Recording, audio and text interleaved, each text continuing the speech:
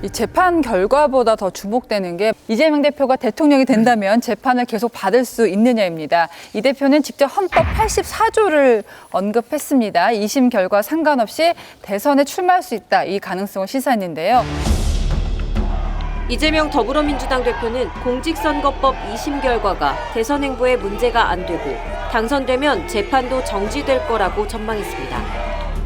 국민의힘 권성동 원내대표는 대통령 당선 시 형사재판은 정지된다고 보는 게 다수설이란 이재명 대표 주장에 대해선 오만한 태도라고 지적했습니다. 이 문제를 두고 지금 법조계 해석이 분분합니다. 강적될 생각은 어떻습니까? 저는 그 헌법 84조를 만들 때 그 헌법 제정권자들이 재직중 소출을 당하지 않는다. 이거는 결국 국민의 대표자 아니겠습니까? 국가 원수란 말이에요.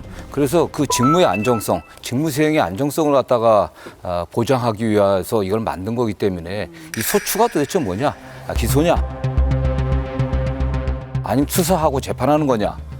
뭐 이런 여러 가지 해석이 있겠지만 저는 그 사법권 행사의 전 영역이 다 포함된다고 봐야 될 거라고 생각합니다. 대통령이 당선되고 나면 그 기간 안에는 내란 외환죄를 빼고서는 사법권의 범위 밖에 있기 때문에 저는 뭐 재판을 진행하지 않는 게 좀 맞다고 생각합니다. 그렇게 해석하는 게 최초에 이 84조를 만든 헌법 제정권자들의 뜻이 아닌가라는 생각을 하고 있고요. 그 당시에는 이런 상황을 상정하지 못하면서 소출하는 의미를 쓴 것 같다는 생각이 듭니다. 정성호 의원님 그렇게 말씀하시니까 저는 그렇게 해석하는 거에 대해서 일정 부분 동의합니다. 그리고 충분히 그런 학설도 가능하다고 생각합니다. 그런데 이번에 공수처가 그렇게 해석할 수 있는 여지를 완전히 없애버렸습니다. 국정 수행의 안정, 직무 수행의 안정을 위해서 그런 특정 범죄 외에는 소출하지 말라고 하는 거는 그러면 수사도 하지 말아야 직무 수행의 안정이 되죠. 그런데 공수처가 직권남용죄 수사 가능하니까 우리가 내란죄도 갖다 수사하겠다라고 하면서 소추로 완전히 한정시켜 놓고 그에 관련된 수사도 할 수 있다고 했으니까 그러면 소추 빼고 당연히 재판도 가능하다라고 하는 해석이 가능해져야만 하죠. 따라서 이번에 공수처가 직권남용죄 수사한다고 하면서 내란죄 가져감으로써 소추를 넓게 해석하는 것은 이미 가능성에서 저는 사라져버렸다고 봅니다. 이재명 대표가 방송에서 대선에 당선되면 재판이 중지된다고 얘기하셨잖아요. 그래서 좀 약간 깜짝 놀랐는데 그 말씀은 본인이 유죄 나올 가능성을 예상하고 있다는 뜻으로 들렸거든요. 근데 보통의 정치인이라면 그렇게 얘기 안 하거든요. 정성호 의원님 같으면 토론할 때도 보면 무죄 나올 것이기 때문에 그런 얘기 전제할 필요 없다라고 얘기하셨을 것 같은데 그렇게 얘기를 하시더라고요. 그래서 굉장히 정치적으로 올바르세요. 예.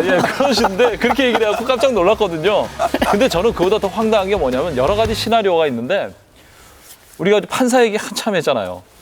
이 판사님이 또 항소심에서 유죄면 유죄, 무죄면 무죄를 명확하게 해야 되는데 유죄인데 100만 원 이하, 80만 원. 박지원 의원 같은 경우는 80만 원 나올 거다라고 얘기하시잖아요. 그렇게 되면 또 이제 원님 재판 얘기 또 나오는 거거든요. 그러니까 그럴까 봐 저는 우려가 됩니다.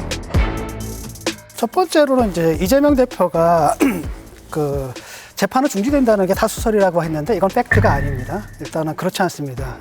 그 법조계 내에서 그다음에 학계 내에서도 의견이 분분하고 아마 보수적으로 판단한다면 반반 정도라고 일단 칩시다. 두 번째로는 뭐냐면 선례가 있거든요. 홍준표. 그렇죠. 지금 홍준표 대구시장이 옛날에 대선 후보로 나왔을 때 그때 설문조사를 했었거든요. 헌법학자 10명한테 물어봤는데 오히려 그때 다수설은 뭐냐면 재판은 계속된다는 게 다수설이었어요. 그러니까 당선된다 하더라도 기존의 재판은 계속된다라는 것이었고 그다음에 그 10명한테 또다시 물어봤는데 만약에 그 재판에서 그래가지고 유죄가 나온다면 어떻게 되느냐. 대통령의 직이 딱 중지된다라고 만장일치였거든요. 그러니까 사실상 그때 기준으로 보게 되면 다수설은 당선이 된다 하더라도 재판은 계속된다라는 게 오히려 다수설이라고 얘기를 할 수 있겠고 이게 사실 해석의 여지가 남아있는 게 이런 거거든요. 그렇게 말씀하시지 않습니까? 사실은 그 대통령의 그 국정 운영의 안정성을 위해 가지고 그 전체 취지가 그거다라는 거잖아요. 근데 이 부분이 빠졌다라는 건 뭐냐면 헌법의 아버지들이 상상할 수 없었던 가능성이에요. 가당치도 않은 일이 벌어진 거고요. 그다음 가능하지도 않은 일이라고 생각했던 건데 그런 후보가 된 것 자체가 비정상이기 때문에 그런 비정상적인 방식으로 후보가 된 사람, 그래서 대통령이 된 사람에게 면죄부를 주는 조항으로 해석이 돼야 되느냐? 이 문제가 있는 거죠. 저는 그건 아니라고 보거든요. 말씀하신 대로 2017년 대선 때 민주당에서도 이미 기소된 사건이 확정되면 대통령직을 잃는다라고 주장을 했었습니다. 다시 돌아가 보면 2017년 대법원 판결을 앞두고 대선에 출마했던 홍준표 자유한국당 후보를 향해서 송영길 당시 민주당 선대본부장이요. 헌법 84조가 명시한 재직 중 사건이 아니고 이미 기소된 상태라면서 2심 무죄 판결이 대법원에서 파기가 되면 대통령직이 상실된다고 주장을 했습니다. 당시 민주당에서 이 부분 어떻습니까? 자살한 성완종 회장에게서 불법 정치 자금 1억 원을 받은 혐의로 재판에 넘겨진 홍준표 경남지사가 항소심에서 무죄를 받았습니다. 재판부는 금품 전달자 윤모 씨의 진술을 그대로 믿기 어렵다고 판단했습니다. 전 기억이 안 나는 기억이 안 나는 저도 그 당시 국회에 있었지만 기억은 안 나고요. 홍준표 시장이 뭐라고 할지 좀 궁금하긴 하네요. 예. 이재명 대표한테. 예. 당시에는 솔직히 말하면 또 국힘 쪽에서는 반대였어요. 그러니까. 국힘 쪽은 반대였고, 근데 재밌는 건 뭐냐면 그 진보적인 법학자들이거든요. 이 사람들이 다 그때 재판은 계속된다고 얘기를 했거든요. 이 사안에 대해서 이 사람들의 견해가 뭔지 한번 묻고 싶어요. 예. 저는 그렇게 생각합니다. 더 중요한 게 어떤 가치가 더 중요한지. 그래도 우리 헌법 1조가 대한민국 민주공화국이고 대한민국의 주권은 국민에게 있고 모든 권력은 국민으로부터 나온다. 이재명 대표나 누구든 그 사건들이 이미 다 공개된 사건들이거든요. 뭐 그 유죄든 무죄든 어쨌든 어떠한 행위가 있었는지 그거에 대해서 국민들이 알고 선택을 한 거 아니겠습니까? 저는 그렇기 때문에 저는 그런 면에서 우리 헌법에 대한민국 헌법 1조가 국민주권제인데 주권자인 국민이 선출한 대한민국의 대표자를 내란 외환죄가 아닌 그런 문제 때문에 그 자리에서 그 직위를 박탈하고 파면하는 건 좀 바람직하지 않다고 생각합니다. 그렇게 했으려면 민주당이 이번에 공수처를 압박해서 그 사건 가져가지 말라고 했어야 됩니다.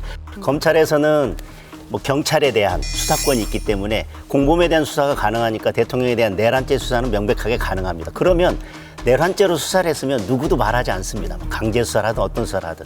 아니면 그냥 아무 문제 없이 경찰이 수사하면 되는 거였습니다. 그런데 굳이 공수처로 보내기 위해서 직권남용죄 수사 가능하니까 내란죄 가져가라라고 하면서 국정 안정을 위해서 직무 수행의 안정을 위해서 만들어 놓은 이 헌법 84조를 이 조항을 그냥 재판 재직 중에는 재판이 정지된다라고 해석할 가능성을 완전히 다 민주당이 막아버렸습니다.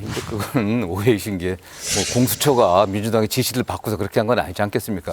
공수처나 경찰이나 검찰이나 다 자기 입장에서 이 사건을 수사하기 위해서 한 거지 민주당이 그런 주장을 했다고 해서 공수처가 민주당에 따라서 한 건 아니다.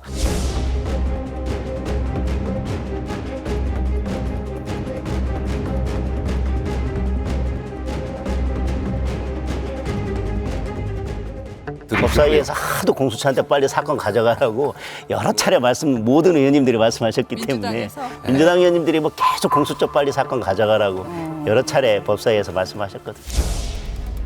검찰은 이번 수사에서 내란 사태 수사에서 즉각적으로 손을 떼고 공수처로 이관할 것을 촉구합니다.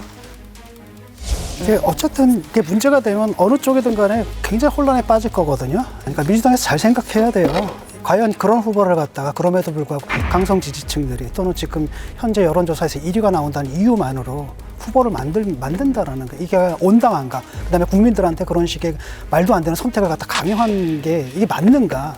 책임 있는 행위인가에 대해서 생각을 좀 해봐야 됩니다.